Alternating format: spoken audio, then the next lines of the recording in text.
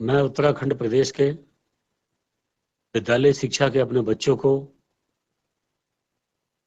मैं आशीर्वाद देता हूं और ये संदेश देने के लिए आया हूं कि पूरा विश्व, हमारा देश हिंदुस्तान, मानव जाति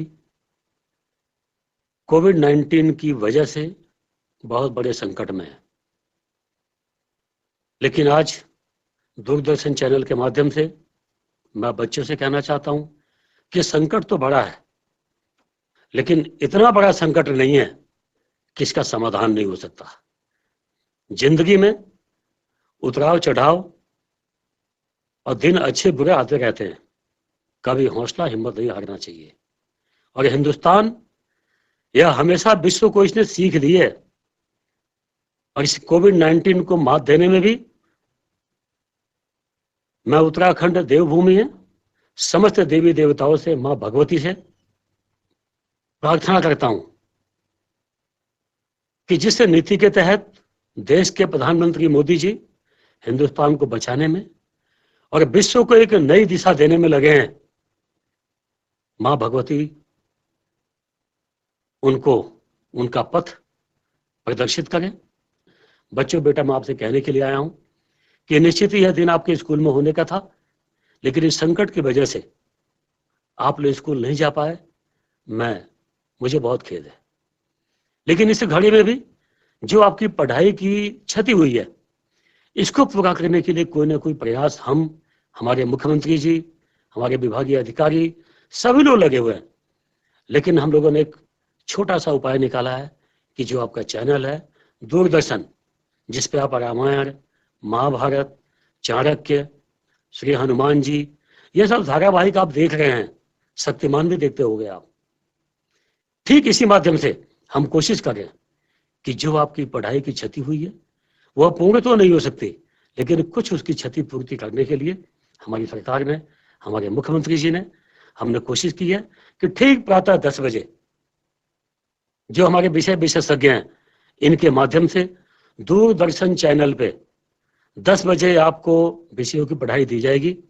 और मेरा आपसे आग्रह है कि आप बहुत बड़े मन के साथ आप उसको सीखें और जो आपकी जिज्ञासा हो, कुछ कमियां छूट जाएं, कुछ समझ में बात हो सकता ना समय पे आ पाए, आप उसको नोट करें।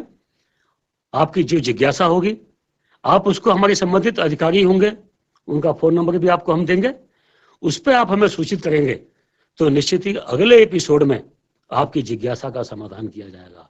मैं बच्चों, पुनः बेटा, मैं आपसे कहना चाहूंगा कि जान है तो जहान है। निश्चित ही पढ़ाई की कोई क्षति हुई होगी, लेकिन जिंदगी से बड़ी बेटा कुछ नहीं है। आप इस संकट में सोशल डिस्टेंसिंग का पालन करेंगे, ईमानदारी से लॉकडाउन का आप पालन करेंगे और जिंदगी बची रहेगी ना, तो इस क्षति को आगे चल के बड़े रूप में आप पूरा करेंगे। ऐसा मैं आपको शुभकामना देता हूं, आशीर्वाद देता हूं। मैं ज्यादा कुछ ना कहते हुए, उत्तराखंड सरकार, हमारे मुख्यमंत्री जी, सब लोग, हम आपके उज्जवल भविष्य की कामना करते हैं। और फिर बीच में मैं आऊंगा और निश्चित ही आपसे मिलूंगा और जो हमसे जितनी अच्छा बन पाएगा हम कोशिश करेंगे।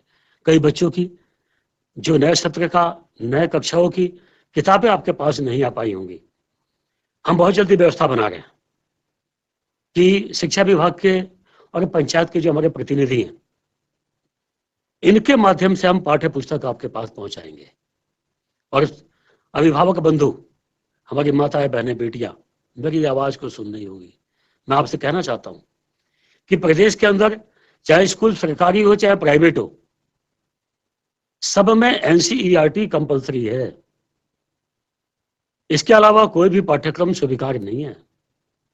तो आप एनसीईआरटी की पुस्तकें हम कोशिश करें कि आपके पास बहुत जल्दी ठीक मूल्य पे हम पहुंचाने की कोशिश करेंगे।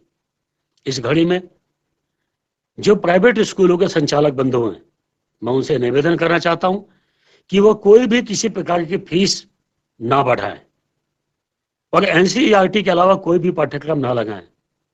साथ ही मैं कहना चाहता हूं, जो भाई बंधु उत्तराखंड वासी मेरी आवाज को सुन रहे हैं, मैं हाथ जोड़ के निवेदन कर रहा हूं उनसे कि जो प्राइवेट स्कूल में जो लोग अपने बच्चों को पढ़ाते हैं, उस स्कूल में भी ड्राइवर हैं, टीचर हैं, चपरासी हैं, उनको भी वेतन की आवश्यकता है, उनके बच्चे भी उसी वेतन पे पलते हैं।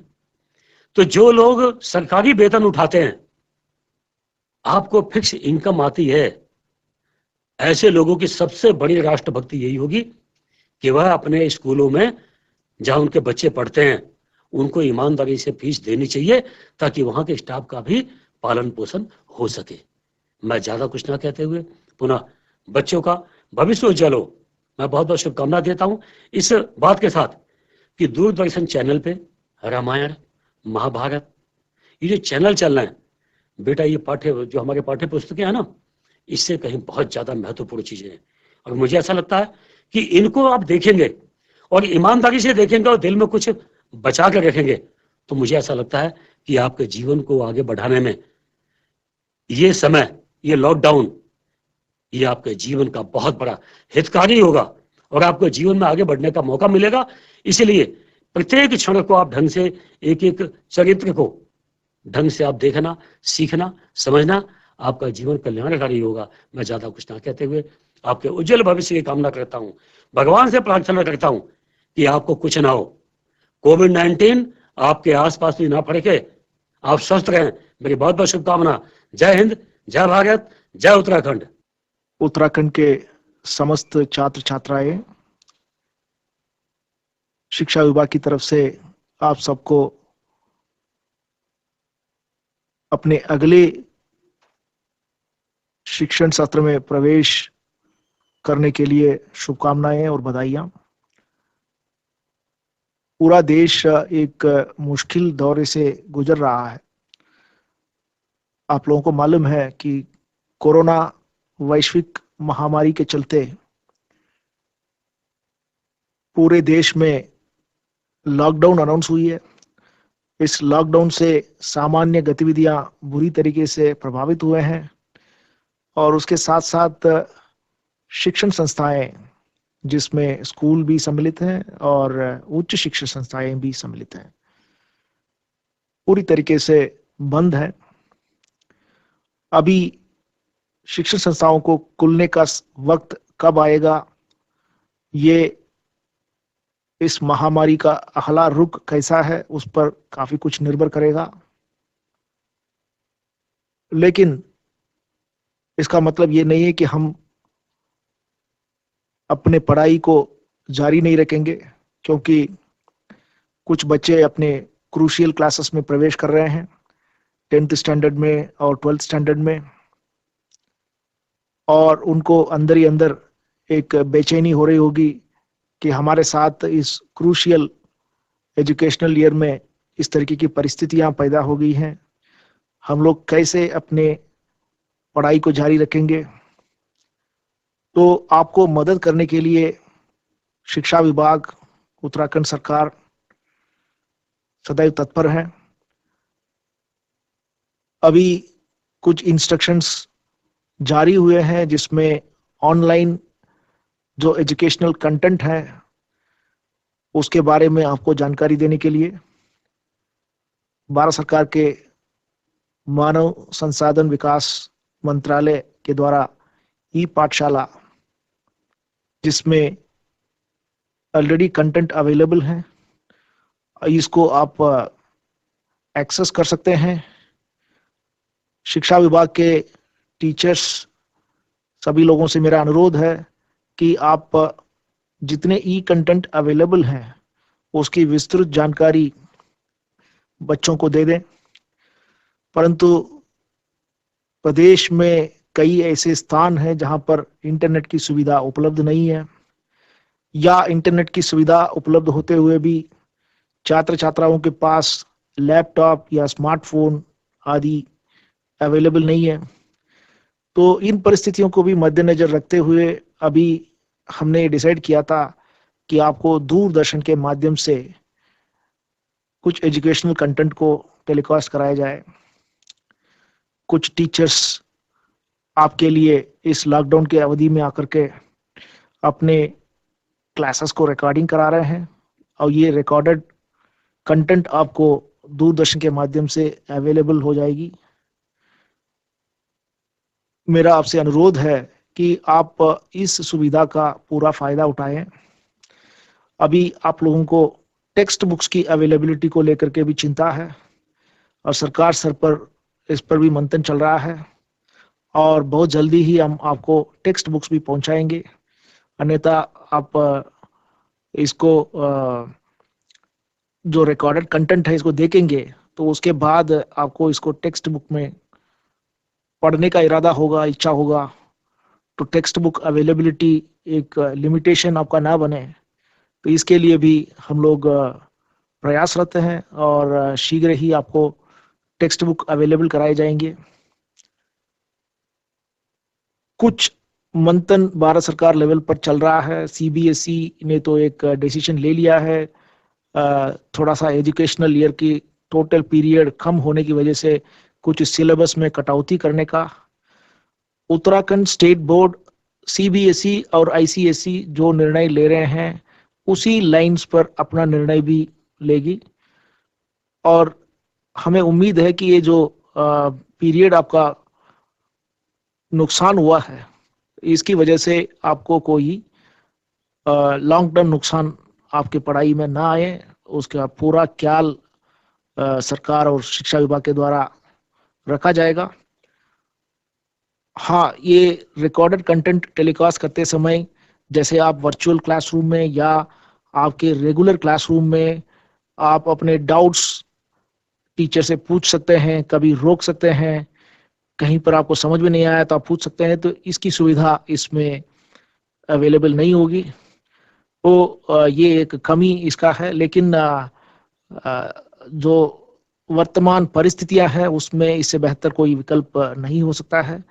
तो आप लोग जो है इसको बड़े ध्यान से फॉलो करिए और उसके साथ साथ कोरोना महामारी से अपने आप को और अपने परिवार को बचाने के लिए जो उपाय हैं उसको भी पूरी तरह अनुपालन करें और मेरी ओर से आप सबको शुभकामनाएं। Thank you. उत्तराखंड राज्य के प्यारे छात्र छात्राओं, राज्य सरकार ने एक सद्भावनापूर्वक प्रयास करते हुए दूरदर्शन के माध्यम से कक्षाओं की जो शुरुआत की है, इन कक्षाओं का प्रारंभ हम लोग करने जा रहे हैं और मुझे उम्मीद है ये कक्षाएं आपके लिए लाभान्वित होंगी। प्यारे छात्र छात्राओं, कक्षा 11 में जैसा कि हमने देखा था कि भौतिक विज्ञान विषय का जो पूर्णांक है, कुल 100 नंबर का हमारा प्रश्न पत्र और प्रयोगात्मक परीक्षा मिलाकर हमारे पास हमने जो पेपर दिए हैं 100 नंबर का हमारा पूरा का पूरा पाठ्यक्रम है। पूरे पाठ्यक्रम को जो वेटेज दिया गया है 100 अंकों का दिया गया है। इसी प्रकार से कक्षा 12 में भी 100 अंकों का ही वेटेज है, यानी हमारा जो पाठ्यक्रम है उसके लिए जो पूर्णांक हैं वो 100 निर्धारित किए गए हैं, जिसे प्रमुख रूप से 2 हिस्सों में बांटा गया है।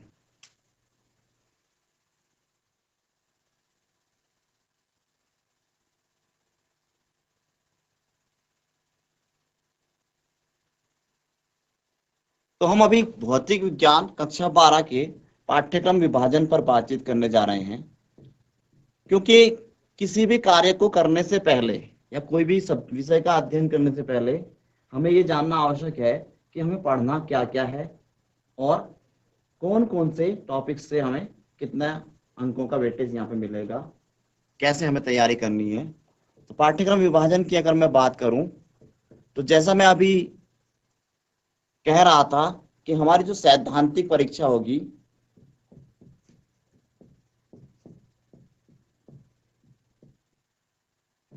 वो 70 अंकों की होगी और लिखित परीक्षा जो हमारी प्रयोगात्मक परीक्षा होगी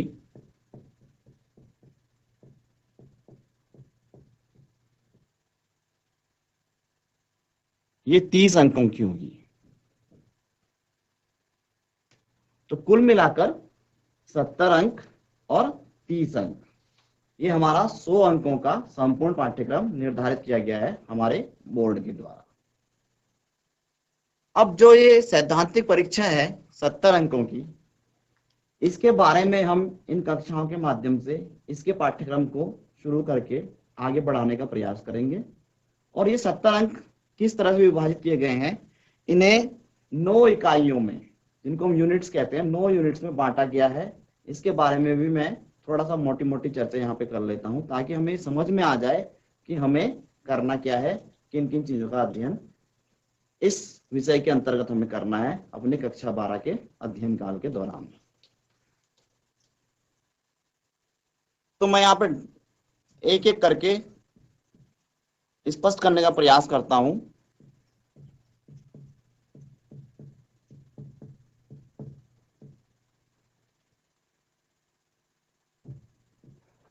ये आपको दिखाई दे रहा होगा कि ये मैंने सीरियल नंबर यानी क्रम संख्या डाली है, इकाई का नाम और उस इकाई के लिए कितने अंक निर्धारित किए गए हैं। तो हमारी जो पहली इकाई है वो स्थिर विद्युत की या वैद्युत स्थितिकी है।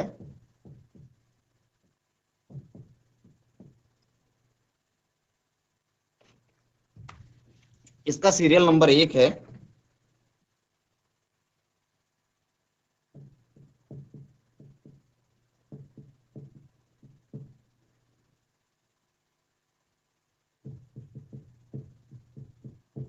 इलेक्ट्रोस्टैटिक्स।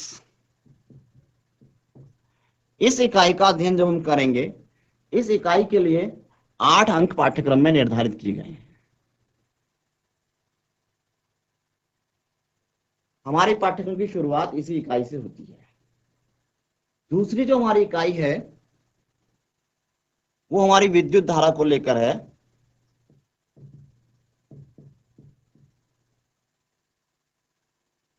यानी करंट, इलेक्ट्रिसिटी।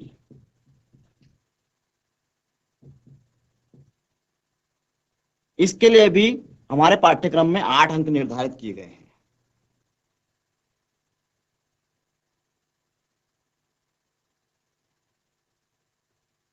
इसके बाद आती है हमारी तीसरी इकाई। तीसरी इकाई हमारी है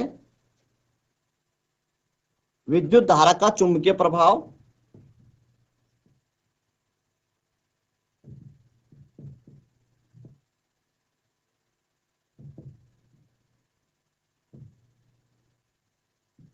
तथा चुंबकत्व।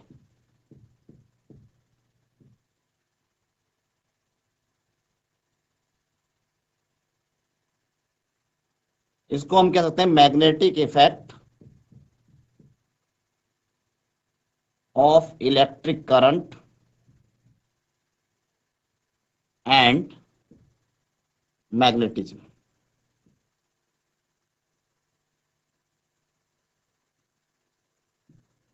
इस इकाई के लिए भी हमारे 8 अंक पाठ्यक्रम में निर्धारित किए गए हैं। इसी प्रकार से चौथी इकाई विद्युत चुंबकीय प्रेरण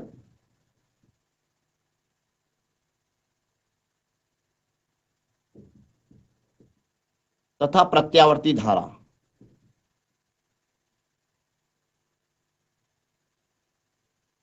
यानी इलेक्ट्रोमैग्नेटिक इंडक्शन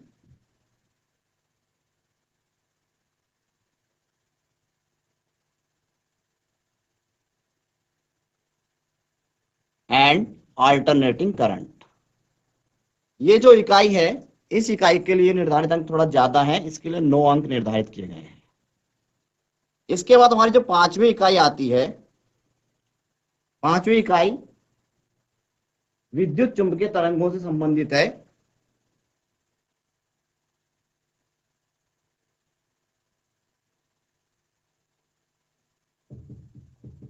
यानी इलेक्ट्रोमैग्नेटिक वेव्स।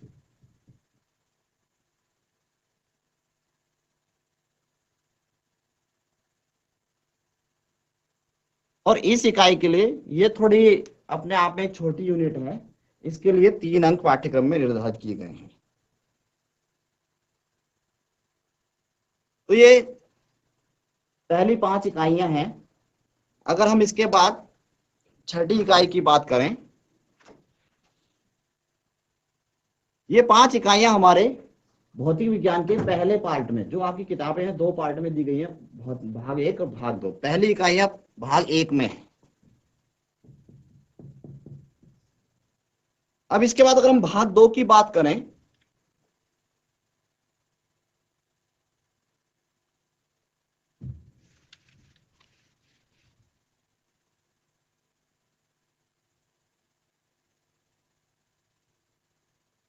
तो जो भाग 2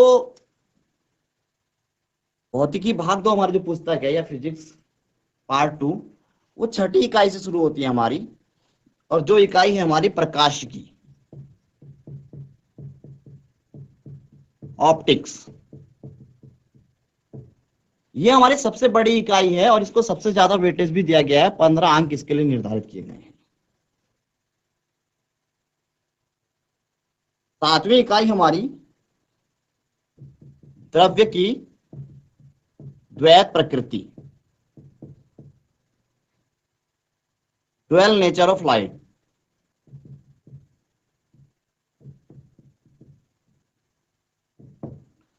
ट्वेल्व नेचर ऑफ लाइट, इसको हमारे पाठ्यक्रम में 5 अंक दिए गए हैं। और 8वीं इकाई जो है उसमें हम करते हैं परमाणु तथा नाभिक का अध्ययन।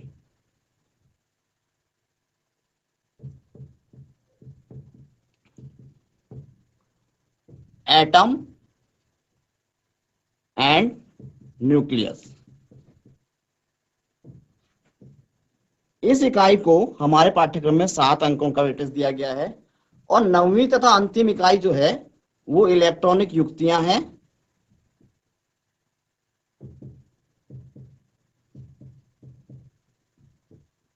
जिनको हम अंग्रेजी में इलेक्ट्रॉनिक डिवाइसेस कह सकते हैं। इस इकाई को भी हमारा 7 अंकों का वेटेज दिया गया है। तो कुल मिला के अगर आप जोड़ते हैं पहली इकाई से लेकर और अंतिम इकाई यानी 9वीं इकाई तक, तो हमारा जो प्राप्तांक का योग बनता है वो 70 अंकों का बनता है। इस प्रकार हमारा जो सैद्धांतिक पाठ्यक्रम है पूरे 70 अंकों का है। तो इस पाठ्यक्रम की जो पहली इकाई है वैद्युत स्थितिकी, वहां से हमने पाठ की शुरुआत करनी है। और मुझे उम्मीद है कि आने वाले समय में इन कक्षाओं में हम धीरे धीरे करके पहले पाठ से शुरुआत करके भौतिक विज्ञान के इन सभी संबोधों को, इन इकाइयों को समझने का प्रयास करेंगे और आप इससे लाभान्वित होंगे।